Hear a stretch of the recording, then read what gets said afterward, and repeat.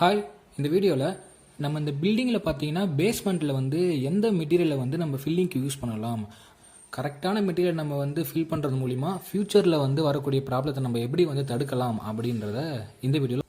So first நம்ம இந்த பேஸ்மெண்ட்னா என்ன அப்படின்றத பார்க்கலாம். இப்போ வந்து பார்த்தீங்கன்னா நம்ம வீடு கட்டுறோம் அப்படின்னா நம்ம வீட்டோடைய ஃப்ளோர் லெவல், அதாவது நம்ம டைல் போடக்கூடிய அந்த ஃப்ளோர் லெவல் வந்து கிரவுண்ட் சர்ஃபேஸ்லேருந்து எவ்வளோ உயரத்தில் இருக்கணும் அப்படின்றத ஃபிக்ஸ் பண்ணுறது தான் வந்து பார்த்தீங்கன்னா இந்த பேஸ்மெண்ட் ஹைட் அப்படின்னு நம்ம சொல்லுவோம்.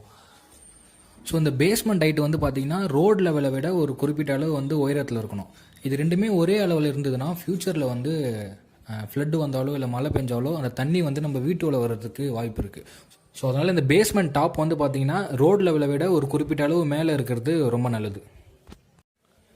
ஸோ இந்த பேஸ்மெண்ட் உள்ள ஃபில் பண்ணுறதுக்கு நிறைய பேர் என்ன பண்ணுறாங்கன்னா இந்த சின்ன சின்ன கல், இந்த பாறை, இந்த செங்கலெல்லாம் உடஞ்ச செங்கலெல்லாம் உள்ளே ஃபில் பண்ணிடுறாங்க.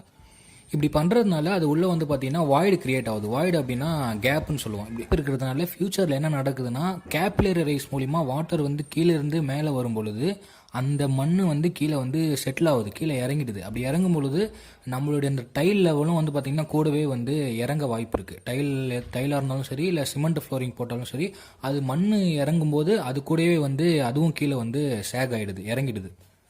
ஸோ அதனால் நம்ம இந்த பேஸ்மெண்ட் ஃபில்லிங்கில் வந்து ஃபில் பண்ணும்பொழுது ரொம்ப கவனமாக இருக்கணும். இந்த மாதிரி டெப்ரிஸ், இந்த மாதிரி பெரிய பெரிய கல், பாறை இதெல்லாம் இல்லாமல் பார்த்துக்கணும். இது ஃபில் பண்ணும்பொழுது என்ன ப்ராப்பராக இப்படி பண்ணலான்னா, இப்போ ஒரு 3 அடிக்கு நம்ம ஃபில் பண்ண போகிறோம் அப்படின்னா ஃபஸ்ட்டு வந்து ஒரு 1.5 அடிக்கு நம்ம ஃபுல்லாக மண்ணை ஃபில் பண்ணிவிட்டு அந்த மண்ணில் வந்து எந்த வகையான ஒரு கல்லோ இல்லை ஒரு பாறையோ இருக்கக்கூடாது, அந்த மண் எந்த வாய்ட்ஸும் இருக்கக்கூடாது. அது ஃபில் பண்ணிவிட்டு நம்ம தண்ணியை நல்லா வந்து ஃப்ளட் பண்ணணும். ஃப்ளட் பண்ணும்பொழுது என்ன ஆகுனா அந்த மண் வந்து கீழே வந்து இறங்கும்.